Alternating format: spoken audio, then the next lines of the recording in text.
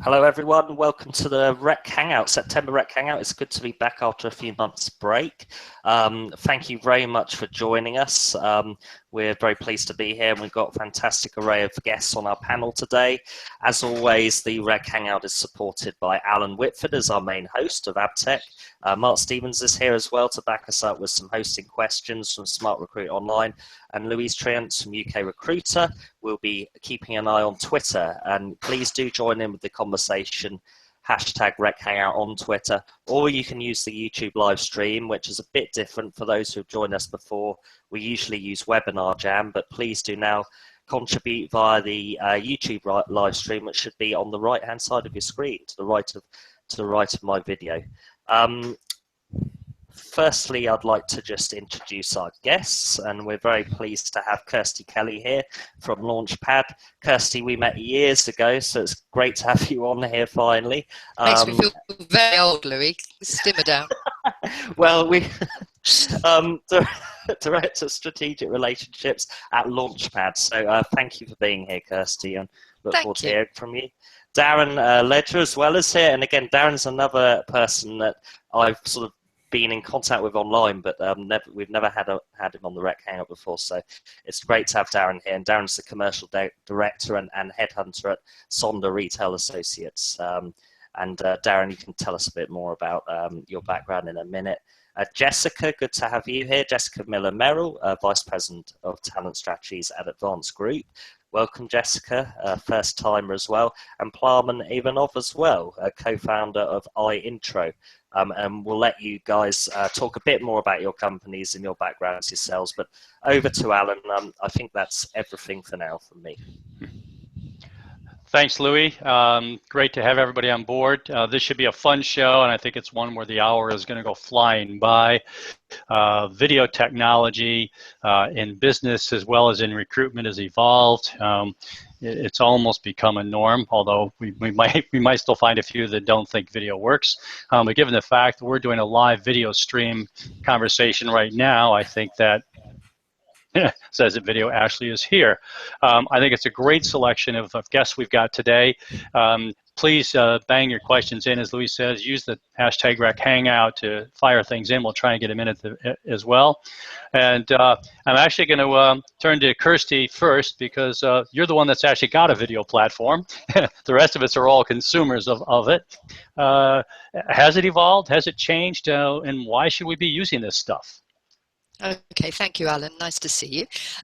We set the business up back in 2012, and probably some 15 years previous, so I am a bit of an old bird, some 15 years previous, I'd seen the first video platform presented to the recruitment agency, actually, that I was working with, and thought, what a great way of presenting candidates to market using psychometry and video. And Darren, you'll appreciate this one. I won't tell you which business it was, but they said, great idea, the technology is atrocious and it'll interfere with us making any margin, so go away and source candidates in the way you always have. So have I seen technology evolve? Yes, I have, to the extent where we wanted to take a product to market, as I say, back in 2012. Have I seen businesses change the way they use video and the benefits they've gained? Absolutely. We've really moved from the early adopters, the Googlers of this world that are trying to do things to hire really sassy candidates that are prepared to jump through hoops to get into their firm, to some of the more considered professional financial services firms. The law sector have adopted video really successfully. And it's changing all the time. And I think what we've learned over time is the way it's deployed, the thinking around the process build has been a major factor. And the great thing for me is that it's highlighted some of the poor practices in a recruitment process. And I've always felt that, when people judge people, they make often very poor and subjective decisions. And we're starting to expose some of those poor decisions. Okay, that covers everything. we can end the show now. Thanks, Kirstie. Jessica, I'm going to come to you as one of our newest contributors and the one who had to get up the earliest today in order to take part in this.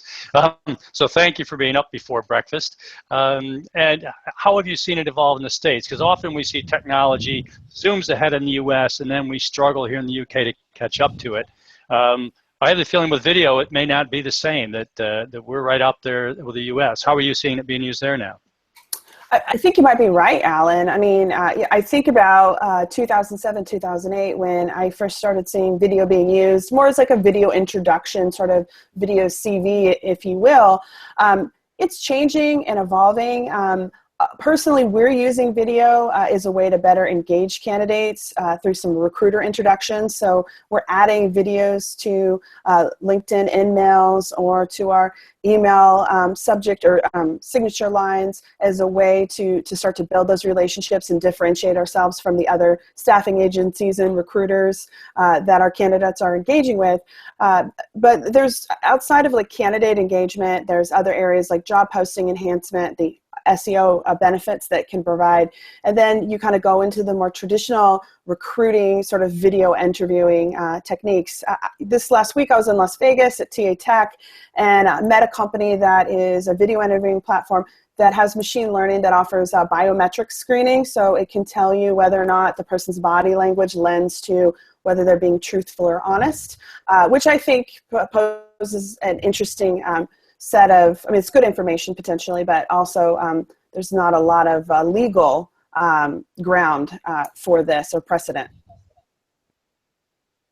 Oh, and I think that could be a little scary. Plaman, when we talked before, you said you thought there was an awful lot of technology investment showing up in that sort of AI and machine learning type of stuff that it looks like Jessica's pointed out, it's already happening where people are trying to apply this to the video interview. Well, let me give you my take on this one. If you think Apple started many years ago, and it was the opposite to the typical Windows and Microsoft, it developed in such a way that ultimately it became the dominant force in the market. Uber is another good example. Uber started something that currently democratizes. Their intention is to democratize the transport industry throughout the world, and they currently experience tremendous challenges and problems within different countries. Even in London, where is their biggest market, they're trying to oppose their existence. But if you think of it, video technology is here to stay, whether we like it or not, and you'll naturally see throughout the process all sorts of initial challenges, some founded, some unfounded, but essentially this is a process which ultimately evolves, and it comes to a point when it becomes a major part of our process in assessment and selection. If you just think of it for a moment, that's typically for recruiters. Recruiters need to ask themselves, what are the main reasons clients actually employ recruiters? And if you actually get rid of the noise, you'd come down to two main reasons: know-how and lack of time. These are the two main ones. What video does is it videos with the up-and-coming technology improves the know-how or the ability to give clients, or our clients, or the employers, if you wish, the tool that will help them assess with on a more informed basis. And with regard to time, that clearly is a time saver by bringing pre-screen interviews earlier in the process to the point where clients can take once again an informed decision as to how to invest their time in the future. So from that point of view, I'm certain that video is here to stay. And there is more and more. I actually quite like what Jessica just said here. Biometric screening. I mean, testing clients with obviously their body language as to candidates, testing them with their body language in terms of integrity of their statements and possibly emotionally how they feel when they actually express themselves. All these things are very important. Whether you do it through video or you do it through a face-to-face, well, naturally video goes without saying, that is a more effective way to do it. All right, thank you, Plaman. I think perhaps we'll come back to that one piece, because I would say that I'm not sure I want someone doing the biometrics on me with my video when I have a 1 meg connection and my video may not be that great. And I might look a bit like this, and that isn't really because I'm person, it's just because I have a lousy internet connection. Darren, we've been hearing about the side of it, like why it might be good for the recruiter or for the hiring company. What's the advantage for the candidate? You're a recruiter, you're working with a lot of candidates. Where do you see the advantage for them?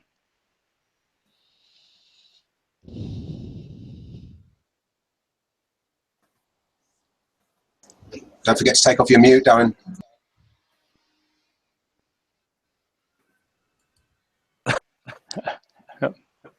Darren, we've got you now. He's back on mute again. Back on mute again. All right. We'll come back to Darren in a minute. Yeah. Okay. Mark, you've been writing some articles recently. Your piece. What's your take on what you've heard so far? Jessica, we get some feedback from your end. Could you mute, please? Just mutes at the top. Sorry, Alan. We were getting a bit of feedback on that. I couldn't quite hear what the question was. I would say you've been writing some articles recently about the sort of the basics of video, why companies should use it. Does what you've heard so far kind of tie in with where your thinking is and what your personal use of video in recruitment is achieving? Well, I think a lot of the conversation so far has been around what the future of recruitment might have in store for us. So that all sounds really exciting about sort of where it's evolving and where it's going. My recent series of articles was really dealing with the very basic level of using video to complement the selection process.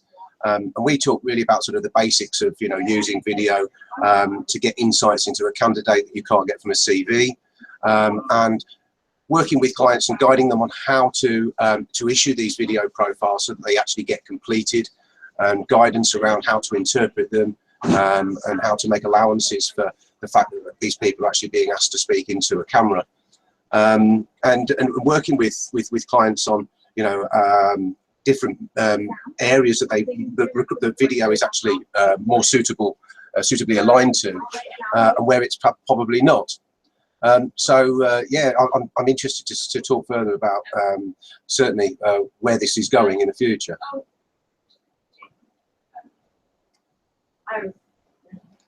Okay, thank you, Mark. Darren, have we got you back with your unmute? There we go. How's that? Okay, that's great. Have you got me now? Right, okay. Let me open just by saying that. Go ahead. Fantastic tool. I've been using it for probably the last 6 years or so now. I started off by using a product called Sonder, and then I got engaged with Plaman, and I think he would admit that I had some intro on how they use video and LaunchPad, I believe. So I'm a huge fan of it, but I'm going to put a caveat on that statement. He could be in danger of getting a little bit carried away here. My view is that it's not for everybody. And when I say it's not for everybody, I mean that both from a client perspective and also a candidate perspective. Some people are excruciatingly uncomfortable with this for lots and lots of reasons. So I think it needs to be, I think recruiters need to be trained very effectively on this and to really get the best out of it for them and for their candidates. And I think hiring managers who participate in this process and look at videos, again, need to be really well educated on the whys, the wherefores, and the do's and the don'ts about using this kind of stuff. Question, what do I think the advantages for a candidate? First of all, I don't think a candidate can participate in the process unless they are fully briefed on what this opportunity is for them. I think they have to be very, very engaged. I think they have to have a lot of detail, and I think they have to be quite excited. Is that recruiters can't take shortcuts.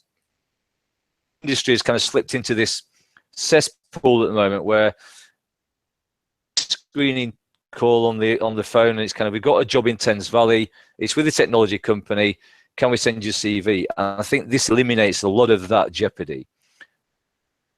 But going back to some of the comments about emotional analytics, about biometrics and things, I think we're in danger of getting to snake oil territory here. And I think if we kind of step back a few years, and it just 20 odd years ago, handwriting analysed from envelopes and from letters. It's something that's quite fascinating. Candidate a voice that allows them to elaborate on why they think they're the best person for this job, and more importantly, why they work for this organisation and what excites them about it. Is it? I think to put all of that into context, video is the future, but I think it needs to be used in context. And the best example for me, I don't know if you guys read a book by Malcolm Gladwell called Blink, but Malcolm Gladwell talks eloquently about something he calls thin slicing. He thin slice something to come to a conclusion or a decision on its authenticity or its appropriateness for purpose. And I think video should just be one component or analysis for a candidate.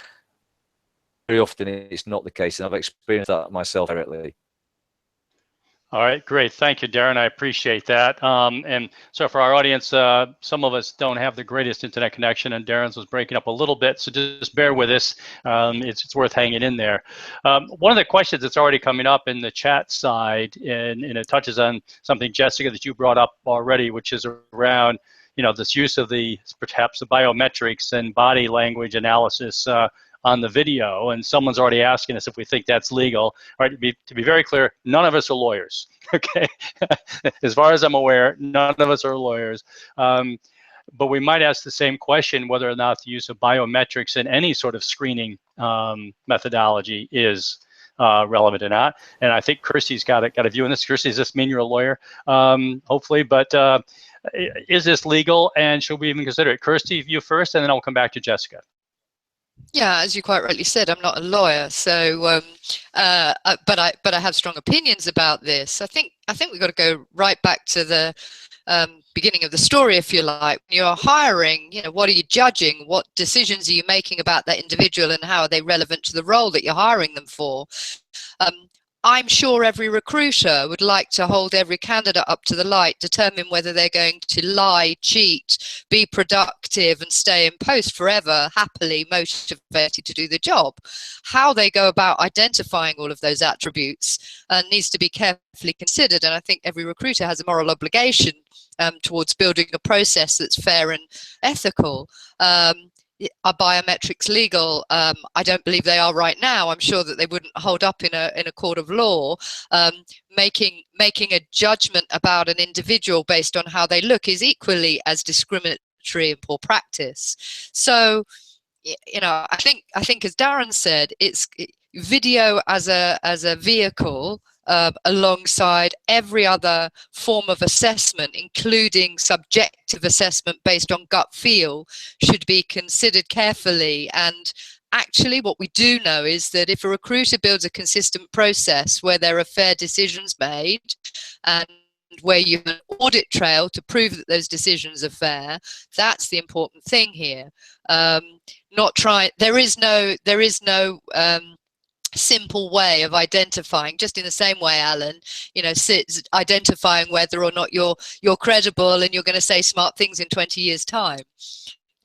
So I think we need to look at all these different methods with caution, but actually spend more time thinking about what we're doing right now. The recruitment process are completely inconsistent and subjective and borderline discriminatory. And then work backwards from that. I don't think necessarily leaping to deep and complex science is the answer. I was just going to say that several years ago, I think it's about a couple, I was working with a video interviewing technology, helping them with their marketing and product strategy here in the US. And they were approached by the FBI looking for video being used this way to determine if agents, as part of the interview process, and then others that they were meeting with or interviewing, to determine if their body language or these, facial indicators were showing that they were being untruthful. So it's likely already being used, but not necessarily in the hiring process just yet this way. There are body language experts that provide training to companies, to sales professionals all over the world that take some of these same things that you see in video and face-to-face situations and help you understand what's happening in the course of conversation. I think that it's a little scary, obviously, and I think that companies will need to disclose what if they're using video as part of the assessment process this way. So it'll kind of be like a warning label. There's probably a form that everybody will fill out, just like when they felt their background check, that signs off that says, yes, I'm going to allow this company to assess me using biometrics and video screening. Okay, thanks, Jessica. And I think that's leading to a good question, I think, from one of our viewers, Lee Stanley. And I think he's touching a bit on what you and Kirstie have both talked about, is are we knowing when we're going to use this? Who's most likely to use video? What kind of circumstances? And are we assessing it, actually, the use of it, to make sure that it's successful for how we're using it? Mark, I just want to bring you in for a second on that. I mean, with the articles you've written and the work you've done, part of what the whole piece is to really understand who, what, where, when, and why. Yeah, I think anybody can use video technology. It's just making intelligent decisions about what type of opportunities it's relevant to. If you're recruiting for a programmer or a developer that's going to sit in a dark room plugging away, are they really the right type of person to be inviting to perform a video, to deliver a video profile back to you?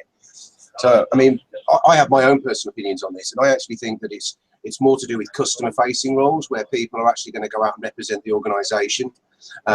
So it gives the business an opportunity to see the individual from a presentation perspective. And I'm not talking about making judgments on the way that they look. I'm talking about making judgments on the way that they come across, the way they presented themselves, a bit of body language, mannerisms, and then, of course, communication. Can they string a sentence together? How do they articulate themselves? And finally, it's an insight into their personality. And we take these three things in particular and then put it together with what we've learned from the CV and from the skills assessments that we've done, and combine it with behavioural assessments to get a more holistic picture of the candidate, which ultimately should help the recruiter to make better hiring decisions. And that's pretty much what my articles have been covering, all the different elements associated with that. Okay, thank you, Mark. I'm just going to do a brief reset here.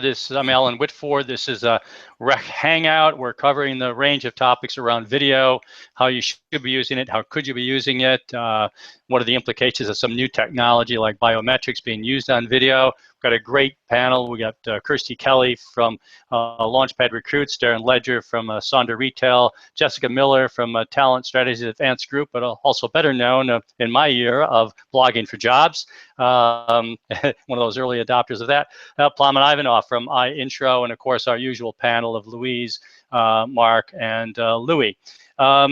We can also, if you're able to follow this from the links you would have received if you signed up to the video profiles, have a look at us on the YouTube channel, because that's where Hangouts is now streaming, and there's also a chat function then if you are watching it on YouTube, where you can add more questions like some of our guests are, like Ivor and Ivor Campbell and a few others, Lee Stanley. And we've also got the Twitter hashtag REC Hangout. Louise is monitoring that, and some of our other US supporters like Audra Knight are actually working for us and giving us some comments from there. So thank you to our global audience. Please keep feeding the questions in. Ivor, you've launched a new product called iIntro, but you've been a user of this other technology in the past. Why did you stop using it for a while? Alan, are you referring to me? I think Ivor was a question that was been posted by a guest, actually, Alan. Well, just to give you some background, we started this one, and some of the people on the panel, Mark specifically, actually understands the process from the very beginning. We started this process in 2010, and part of the process was ultimately to provide to our clients a value-add proposition that will ultimately allow our own recruitment company at the time to develop a better relationship with our clients. Subsequent to that, we became so successful in our own business that by way of saying we've become successful, I'll just measure it in simple terms by saying that we've increased our fees substantially, and we've moved away from contingent-based recruitment to, at this moment in time, 100% retained. We did this one within a period of 18 months. As part of this process, what we did is we used value-add services to the client, but in addition to video, we included, as Mark mentioned earlier, psychometrics or behavioral assessment, starting with the client first, establishing some benchmarks, which became then the measure or the template of assessing people. In addition to video and in addition to psychometrics, we do competency-based key competency assessments, and there is more and more one can possibly do to actually assist our clients. What's key here? We are basically focusing on providing our clients with more information about certain aspects of their prospective employees and allowing them to cut down their commercial downtime and ultimately take a decision quick. Now, video is an integral part of this process, and with video technology, adding some data analytics, adding some machine learning processes and various other super technologies of the future is becoming a reality. The bottom line is that video is here to stay, and naturally it will be faced with some challenges, but nonetheless though, it's something that will add extra information for the client to take an informed decision ultimately. We've used it in our business for 5-6 years. In 2014, we started to offer the solution, our intro solution, to other recruitment companies. And at this moment in time, we've got in excess of 80 firms around the world using our platform quite successfully. Delighted to know also that we're associated with LaunchPad, which is our video provider as part of the solution. I suspect that, Alan, it's appropriate to bring Kirstie back on and ask Kirstie to tell us a little bit more about the future development that LaunchPad is putting together, because amongst all the video providers in the country, I suspect that LaunchPad possibly is at the forefront of the new technology that's coming up. You seem to be put on the spot now, Kirstie. What I'd like to talk about is the per se, actually, and yeah, it's important for us that that we're in amongst that that movement. And when I talk about assessment, I'm talking about all the tools that are used, both human and scientific tools that are used to draw a conclusion about whether somebody's right for a role. The first part of the recruitment process that we're particularly interested to consider, though, and I alluded to it earlier, is the point where a subjective decision's made. Why did we get into this world? Will Hamilton, the founder, and I set up the business because we really strongly felt that if every individual in this world was in a job where they fitted the culture of the organization and they'd been able to show their true motivation to the job, then wouldn't we be in a happy place? And actually, it's the point where a subjective decision is being made is the recruitment process. We've been able to show that in about 49% of cases where two people, Alan, if you and I both judged a candidate, 49% of cases we would disagree with the suitability and capability of that individual. So when you're working with larger firms who have multiple candidates, you can start to see where there are big issues around that may be caused by bias, that may be caused by subjectivity, or simply by poor practice. And often when you look at the credentials, I was on a call earlier with the Association of Graduate Recruiters, and they were talking about professional capability of recruiters in that role, and very few recruiters come from a recruitment background or intend to be in recruitment in 5 years' time. So the type of people that are making judgments about candidates being great for a role could be up for question. So any technology that, as Jessica says, that can help to educate the decision has got to be great. There's a lot of chat about artificial intelligence and predictive analytics, and I've got strong opinions about whether or not that's, we're taking things too far. I think that you can model excellence in an organization, identify what brilliance looks like, and build a model and build artificial intelligence to help you hire on all of those measures. But the danger is that if you've had a flawed process, then you're simply going to be replicating your flawed process, and you'll continue to hire the people you've always hired before, and eventually will run out of certain demographics of candidates. So where's the world going? I think smart organizations are looking at how they make judgments, how they assess capability. Really smart businesses are realizing that there's no one size fits all, and the type of organizations that will be deploying video in a really smart way will be thinking as much about their candidates as they are about the indicators of success for themselves. Because if you upset your candidates before they've even applied for a job, I mean, it doesn't take a rocket scientist to work out that you won't have the choice of choosing from a great talent pool, because they'll all have wandered off to work for your competitors. And I think in Darren's world, in the recruitment agency world especially, Darren's 80% of Darren's time will be spent marketing a job to a candidate. 20% will be validating whether that candidate's right for the job. So anything that can help him move quickly to transition that candidate into a face-to-face meeting with the employer has got to be good. But equally, if it's done poorly, well, it's just a barrier to entry. I think that's really the thing that technology needs to be interrogated for. Is it going to be an enabler or an inhibitor?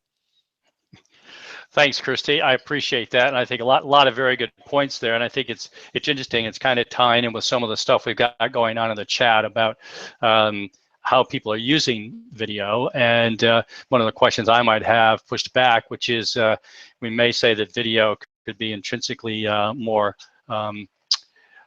unselective, because we're actually assessing someone on how well they made a video or responded in a video. My comeback to that would be, well, why is actually how I respond actually in a face-to-face interview also necessarily relevant in how I might do my job if being interviewed is not part of my job? So I think that could open us up, Louis, into 2 or 3 other shows about what are we actually doing and how are we assessing candidates, and is it relevant to the work that they do. Darren, you said you've had some success with it, though, and I think Kirstie's pointed out a couple of reasons where that might work. Do you think it's making your recruiters better recruiters, or are you trying to compensate for recruiters that maybe aren't that good, but video is a more structured way of actually approaching candidates?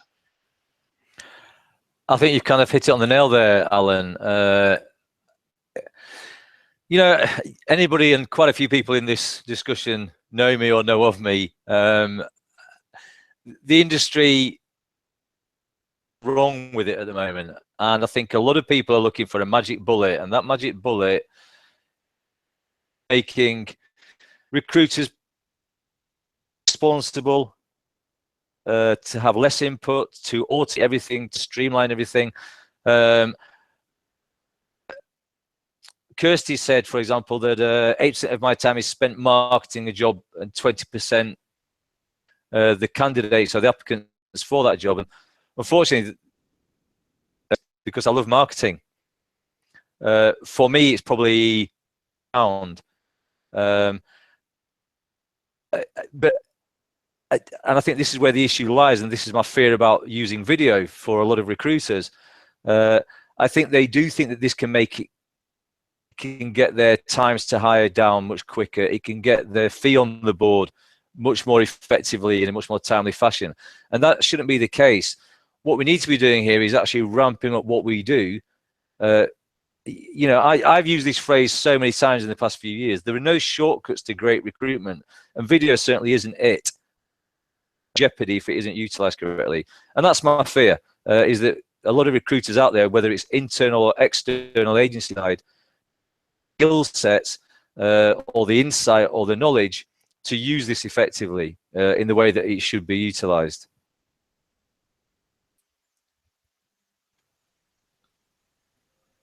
Okay, thank you, Darren. I appreciate that. Jessica, I think we've also got some good streams going on here with Audra in the U.S. So the U.S. folks are pushing the boat out here, talking to each other. And Audra, a very nice picture of your dog watching the show as well. So thank you for livening things up for us. One of those other conversations then, Jessica, is we've talked about, and I think we are talking about, for most people thinking, it's a pre-recorded video, whether it's the video screening questions where I answer 5 questions, or I myself, or whatever it is. But what about the live streaming video? And Audra brings up Facebook's tool, and there will be other tools. In live streaming video, as opposed to maybe the flip side of that, which is maybe just interviewing somebody on LinkedIn. Where do you see that going? I love live streaming video. Obviously, we're here, right? I think that it offers a lot of opportunity in the moment. I think the challenge with live stream video is it's also live. So companies, employers, recruiters, we can't control what happens or doesn't happen. So there's a little bit of risk, I guess, associated with your brand when you use video in this way. I think live stream video could be great for like a celebration at work, or maybe you're having like a live chat with stream video on Facebook where you have sort of an ask recruiter anything. Those kind of things that I get really excited about, and they can be relatively controlled. It's just the fear factor that you don't know what will happen or what won't happen. In 2007 to 2009, I hosted a live job search interview television show on the internet, and we were streamed. And we ran for 2 years, and it was pretty much every Sunday, consistent Sunday evening, where we talk about job search strategies and bring in a guest. And out of all those episodes, I had one video where I had somebody walk naked across the screen. So somebody joined in and they put their webcam. But I think that employers are scared of that one person and that possibility of something like that happening. So I know that employers, AT&T and American Heart Association are using Periscope streaming really well. So they'll Periscope and sort of have a Q&A session with candidates, and that sort of thing seems to work well with them. It's not necessarily an activity that says, I've screened or I've qualified 25 candidates as a result of this 1 hour of activity, which is a recruiter. I'm looking at my productivity numbers, but this would fall under kind of the employment branding umbrella. We're depositing into the karma of the universe, telling people about our organization with the hope that they'll decide that we aren't the right fit for us, for the candidate, or that we are, and then they'll submit their application for a position or join a talent network. Okay, so part of me would say, other than the streaker, having a live streaming video and it maybe not going right is the same as being at a live interview. True. True. You know, if I'm face to face, you and I may not work. You know, I might say something I didn't really think about too carefully in the interview. But you know, it could be this. But I guess I'm not going to have the streaker running behind me normally at your office. Yeah, probably not. I feel like live video is certainly evolving. We'll see where we go. I also think we'll be more comfortable with Facebook Live in particular. Facebook at Work is launching, I think, at the end of this year. And people will see sort of the mesh between personal and professional even more. You're logging into your professional Facebook account for work. You can toggle over to your personal account. People will be more comfortable with video technology like that. Great, thank you, Jessica. Okay, another quick reset. We've got just under 20 minutes to go with today's Rec Hangout. We're all over the map on video, live video, streaming video, streakers in your video, through to biometrics and other assessment of the actual video itself, with our great panel of Kirstie Kelly, Darren Ledger, Jessica Miller-Merrell, and Plaman Ivanoff, as well as our usual cohort of Mark Stevens, Louis Triance, and Louis Welcomme of Colleague, and I'm Alan Whitford. Guys, we've been covering a lot about this video, and I think to me an interesting question here is that we're all assuming that video is here to stay, that it's just becoming the norm. And yet at the same time, some of our conversations going on in the chat room are almost taking us back to those early days, Kirstie, when we talked about you can't use video because it's a very discriminatory way of interviewing people, and we're judging people on how they make a video. Haven't we progressed? Well, absolutely, and video per se. Some organisations will use a candidate's capability to upload a video as a judgment of whether they're technically minded. That can be quite interesting.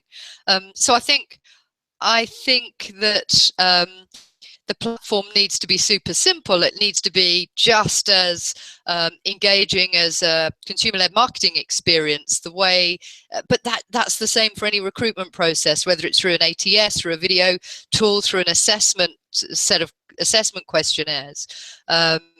It shouldn't be a barrier to entry.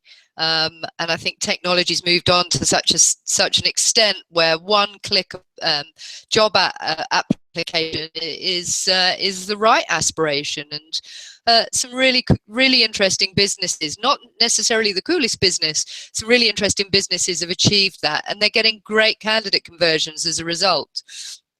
Just by thinking through the user experience and thinking about how the judgments are being made. One of the questions, can I jump in on one of the questions, if I may, which is around, how do you stand out as a candidate? And I'm often asked by universities to help guide candidates about how to stand out on a video interview. And I sound like a plumber when I respond. It really depends on what judgment's being made. Is the organization judging you based on your communication skills?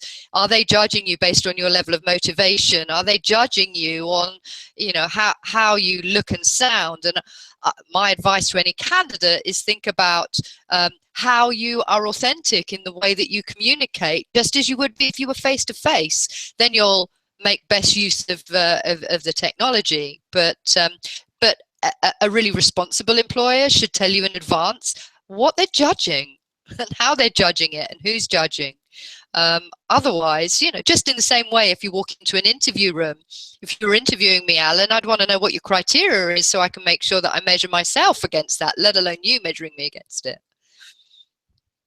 So I think, Kirstie, that comes down to what you mentioned earlier, and as Jessica and a couple others, that if we don't actually set the ground rules in place first for the candidate and for the recruiter, if we're not training the recruiter on what is it that you're supposed to be looking for, you're not supposed to be looking to see if they've got a pink laptop and a cat running through the background and sitting in their bedroom. That's not what we're supposed to be judging them on, is it? We're supposed to be judging them on what their actual skill sets are relating to that particular job. Absolutely. And a good example of that, I think Mark said earlier, it plays more towards customer-facing roles. Interestingly, we worked on a super interesting project, actuarial staff. Now, actuaries aren't typically known for their highly energized and motivated communication skills, but but there is still the need to communicate. I don't think there's any job right now, where you don't have to communicate with your peers, with your subordinates, with your reporting line, or with customers. So being able to replay a conversation and truly consider whether somebody's got that capability or that you want to know more, I think is really powerful. Okay, thank you, Kirstie. Appreciate it. Louis, I've been accused of ignoring you, so I won't ignore you. But a question: as a tech provider, where do you, colleague, how do you see video being incorporated into either part of your platform, or how does it integrate with a platform? Well, I wanted to talk quickly about getting back to basics with video in terms of any business. Of course, from our perspective, we're talking candidate assessment, candidate interviews, integrating CRM with video interviewer providers.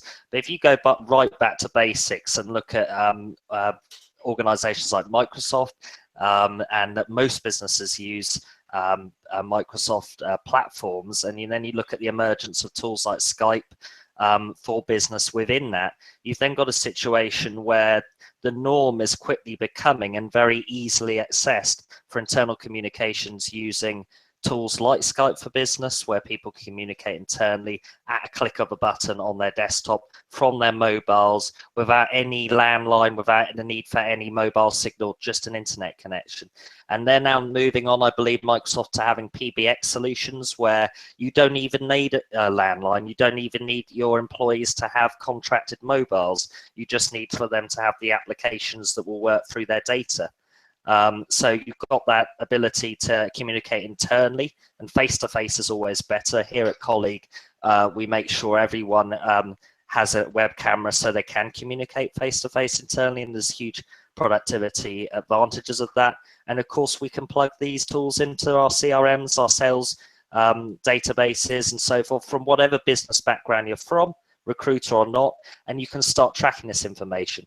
And likewise, that will soon become the norm externally, where your cloud Skype for Business or equivalent tool is the tool you'll use to call people externally, whether they're whatever device they're on, landline, mobile, or another Skype for Business account.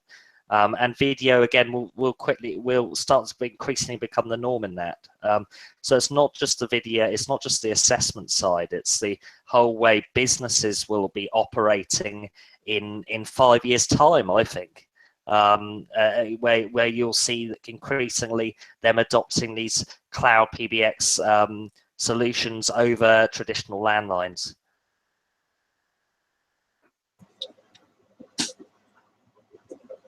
Thank you, Louis. Appreciate that. That's me done, Alan. That's my bit. All right, Louis. Thank you. Bye. well, Mark, not to show any favoritism to our hosts, how are you integrating video into your platform? Well, video is integrated into it as a tool that the customers can apply at any time during the process. One of the points that I wanted to raise here was something that we've missed, is some of the significant benefits that video actually offers us when we're selecting candidates, and how video can actually help to counter some of the traditional issues that we have when selecting candidates for interview. When we talk to most companies that aren't using video, they'll follow a traditional sort of method of selecting candidates, going through CVs, putting together a shortlist which is based upon skills and experience, and a lot of this is down to time. The amount of time that we've actually got, we don't really have enough time to sit and interview more than 3 or 4 people. I think most people would agree. But what you can do with video is you can increase the range of candidates that you can consider in the early stages of the selection process. And what I found in one of the last jobs that I actually recruited for myself was we had about 15 candidates that looked suitable on paper. And if I'd been pushed to go to face-to-face, I could have narrowed it down to probably 3 or 4 of those. But instead, what we were able to do using video and also behavioural was to keep more candidates in the loop, giving a wider range of candidates an opportunity to present themselves as the best candidate for the job, so that we moved on from what was just on a CV and started to see, who was going to fit in with the culture of our organisation better. And I honestly believe that, this adds massive value. It means that we actually start to view candidates and assess candidates that typically might have been deselected in the very early stages of the process. So just a point I wanted to make. Okay, thank you for that, Mark. Go ahead, Kirstie. Can I just add to that? So we worked on a really interesting project with Microsoft topically, where they completely re-engineered their end-to-end process. Their major concern was that their recruitment process wasn't discriminatory, and they replaced numerical and verbal reasoning tests with strengths-based judgment tests, followed by strengths-based video interviewing. And the net result was that the whole process was more engaging, candidates were more fairly assessed, both women and men were equally successful through the process. The net result was that they had an equal number of men and women accepted at final stage. There's a case study that shows more detail about the conversion points, but the point I'm making, exactly as Mark suggests, is that you can actually make the engagement far more realistic and allow a candidate to present themselves to market in a far more genuine way than their CV will illustrate. Because really, recruiters are trying to funnel fast and get to the fewest candidates that are going to be converted through to offer. That's just natural. And if we can do that in a way where the right skills and capabilities come to the fore, then great. And there's some other benefits as well, Kirstie, which I'm sure you've experienced. Turnaround time from applications being put forward when a video is included alongside the CV. I mean, we're seeing turnaround times from hiring managers in less than 24 hours. And certainly some of the agencies using our platform are saying where they typically struggle to sort of get feedback within 7 days. And the hiring managers can't wait to look at the candidates because they're enthused to look at these videos. And we've got other examples of where businesses are now collaborating better. The managers are getting into a room, they're going through the CVs together, they're looking at the videos together, looking at behaviour profiles, and they're making decisions more quickly and being more dynamic in their selection process. And in a lot of cases, clients are saying to us, it's reinvigorated the way they feel about recruiting staff into the business. Okay, thanks, Mark. Darren, you wanted to jump in on this. Yeah, thank you. Sorry, first of all, Kirstie just kind of nailed it there for me with the use of the term engagement and engaging candidates. Something that I've experienced in the past few years is that similar process to Mark Stevens here. Video is just one component, but candidates, they don't even begin to go down the road of this process and to jump these hurdles, for want of a better phrase, unless they really want this job. And they'll only do a recruiter have really briefed them properly and sold them, and the company branding and everything is there. And I think that's incredibly valuable. You're right. A lot of my clients who have done these kind of processes, they invite you to go and sit in their boardroom with them, and you sit there with a series of stakeholders, and you go through each of the videos, and it's added a whole new dimension to this. But I think ultimately, I just want to say this again because I said it at the beginning. For me, the real value here is, and this was said to me by a guy in Singapore who had probably 30+ years of professional experience in very senior level banking. Time in his career progression, he wasn't relying on a recruiter that he'd never met to represent him faithfully to a potential hiring company. Himself to speak. He had a voice. He could communicate his passion, his desire, and his suitability himself directly.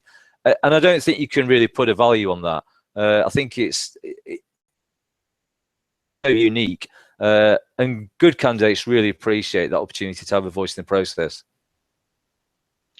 Thank you, Darren. I appreciate that. And that voice in the process, and we've had some links or some comments in our chat and everywhere, is that, we may also be restricted by the technology.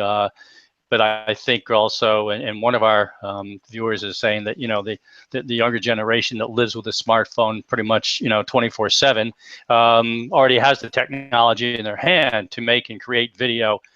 It's how they are able to make that maybe in a bit slightly more professional mode in terms of being used as their recruitment video, as opposed to, just sitting in front of a laptop or in front of a camera. So I think we're going to see some evolution of that piece. We're nearing the end of our hour, and I said at the beginning that this was going to go fast. So what I'd like to do is a quick wrap up. And Plaman, I appreciate your patience. You've been hanging in there for a long time without saying much. What I'd like to do is ask each of you to just give us a sort of final thought on our original topic. Has the video technology really evolved? And are recruiters really going to be able to take advantage of it? So Plaman, I'll give you a first crack at that. Well, thank you very much for that. And to wrap it up in one sentence, it will be, is the future of recruitment, and there is sufficient place for video now and in the forthcoming years, with more so to come. Thank you, Plaman. Jessica, I mean, in some of your comments, which we didn't get a chance to get to, also were around not only about just thinking about it as interviewing candidates, but also how companies can use it much more effectively to promote what it is that they do and is the jobs, their individual people. Technology, has it evolved, and is it going to stay? Absolutely. I think that video is evolving in a lot of different ways, going beyond video interviewing, which I think is super important and valuable for recruiters, especially for hiring managers and productivity. But we need to look at video job postings, video introductions, employment videos, all these different things, and experiment, get creative, and look and see if we can drive qualified candidates to our openings. Brilliant. Thank you, Jessica. And again, thanks for getting up so early to join us today. Darren, final thought for you on this.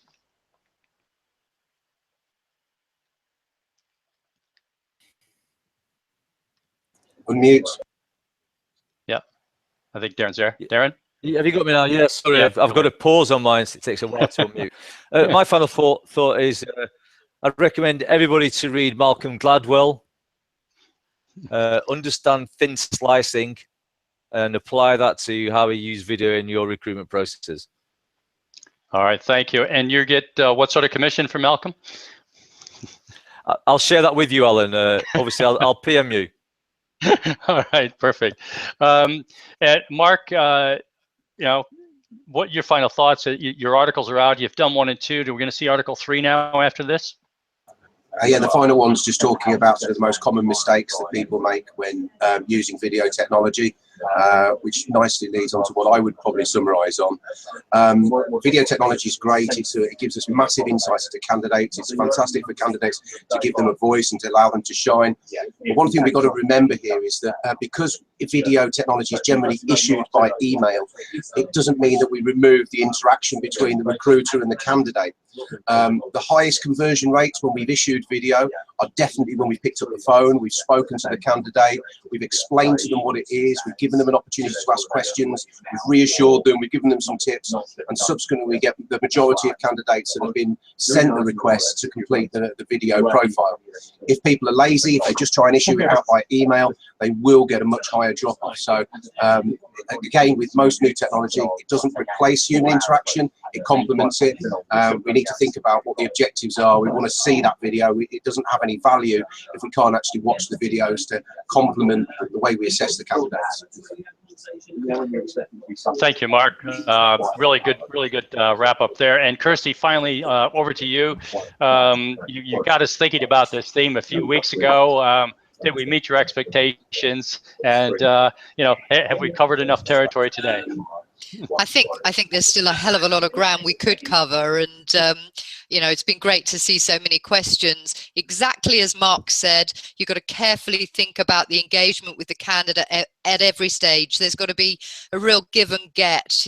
We have to give information if we're going to ask any candidate to respond and give their valuable asset, which is their skills and capability. I think any technology deployed into an organization needs to be deployed with care, and choose your provider carefully. And I think how you judge candidates, what are your measures of success, need to be a driving consideration for recruiters. What I'd like to believe is that in years to come, this concept of gut feel being a judgment of culture fit and suitability for a job is eradicated. So that's really the quest that I'm pursuing. Brilliant. Thank you, Kirstie. And really thank you to our whole panel, Darren, Jessica, Plaman, Kirstie herself, and the team. Louise was beavering away in the background, keeping these questions coming in. And Mark and Louis, of course, for your always sterling efforts in making sure our tech actually works, and as well for your comments. It's been a great Rec Hangout. Appreciate our audience as well that have been participating both via Twitter and via the chat in YouTube.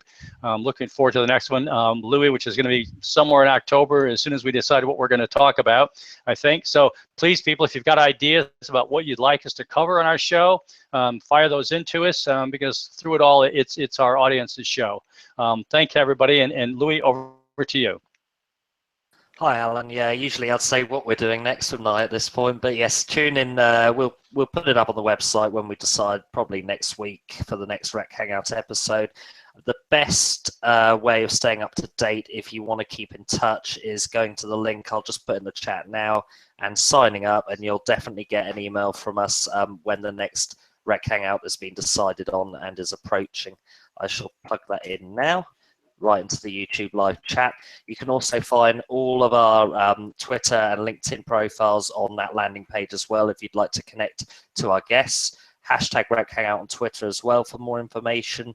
And we'd love to hear your feedback, your ideas, and if you want to be a guest, of course, on the actual panel, you're also very welcome. Please do get in touch with us. So I think that is it for now. Louise will be following up with the resources from the Rec Hangout, notes from the Rec Hangout, blog. Again, with all the details that will be sent out to you, and that has lots of extra little resources and information and useful links that you can use to get moving with some of the ideas that were talked about today. I think that's everything, folks. Thank you to our panel, and thank you, Alan, for hosting as well. Take care all. Bye-bye. Thank you, Louis.